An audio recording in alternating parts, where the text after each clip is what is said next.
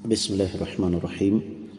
معزز خواتین حضرات، ہمارے معاشرے کے متضاد رویوں میں سے ایک یہ بھی ہے کہ جب والدین کا تذکرہ آتا ہے تو والد کے بارے میں بہت کم بات کی جاتی ہے، لیکن شریعت کا مزاج توازن اور اعتدال کا ہے۔ انسان والدین دونوں کا احسان مند ہوتا ہے، اس لیے کہ انسانی زندگی کے ویسے تو بہت سارے مراحل ہیں، لیکن بنیادی طور پر 3 ہی مرحلے ہوتے ہیں: بچپن، جوانی اور بڑھاپا۔ بچپن میں انسان والدین کا محتاج ہوتا ہے اور بڑھاپے میں انسان اولاد کا محتاج ہوتا ہے۔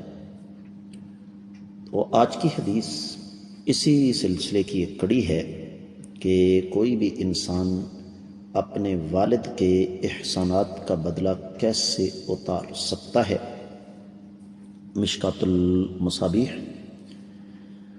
اور مشکوٰۃ المصابیح میں کتاب النکاح ہے، باب ہے غلاموں کی آزادی کے حوالے سے 3396ویں حدیث کتاب میں ہے اور 4 باب میں ہے۔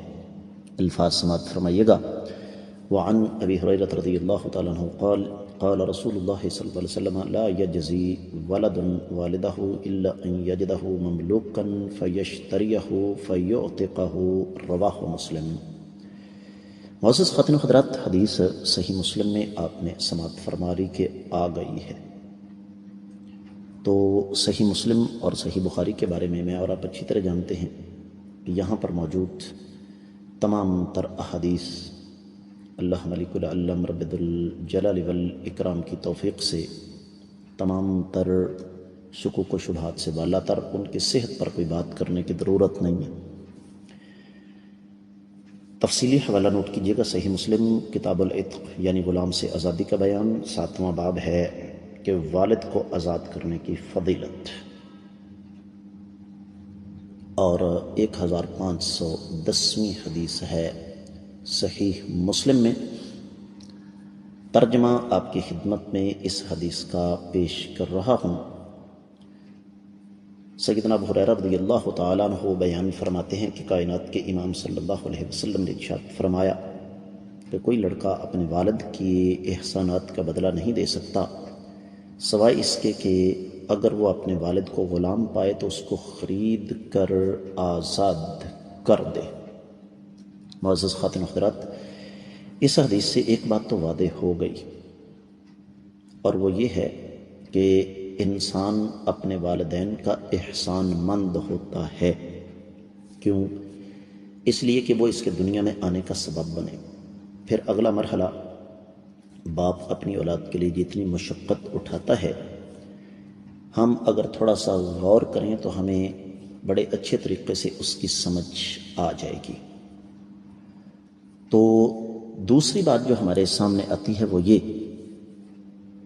کہ یہ جو ہمارے معاشرے میں ایک غلط روایت ہے، ہر جگہ والدہ والدہ اور والدہ کو ہی مقدم رکھا جاتا ہے، یہ رویہ غلط ہے۔ میں اس طرف جانا نہیں چاہتا، صرف اشارہ کروں گا کہ اگر تھوڑا سا غور کیا جائے تو باپ چونکہ مرد ہوتا ہے، مرد پوری کوشش کرتا ہے کہ گھر آباد رہیں۔ ہمارے گھروں کے ٹوٹنے کے اسباب میں سے ایک لڑکی اور لڑکے دونوں کی ماؤں کا غلط رویہ بھی ہے، جبکہ سب کی بات نہیں کرتا، اکثریت کا معاملہ یہی ہے۔ لیکن والد لڑکی کا ہو یا لڑکے کا، وہ ہر حال میں کوشش کرتا ہے کہ آخری حد تک اس گھر کو آباد رکھا جائے۔ تو والد کے احسانات کا بدلہ دینے کی شکل کائنات کے امام صلی اللہ علیہ وسلم نے ہمیں سکھائی کہ ویسے تو یہ ممکن ہی نہیں ہے، لیکن ایک شکل ہے کہ باپ اگر غلام ہے اور دوسری طرف بیٹا آزاد ہے تو وہ اپنے مال سے اپنے والد کو خرید کر آزاد کر دیتا ہے۔ تو یہ شکل ہے کہ بیٹا والد کے احسانات کا بدلہ دے سکے۔ امید ہے کہ یہ حدیث آپ کو سمجھ آ گئی ہوگی۔ اجازت چاہوں گا۔ السلام علیکم ورحمۃ اللہ وبرکاتہ۔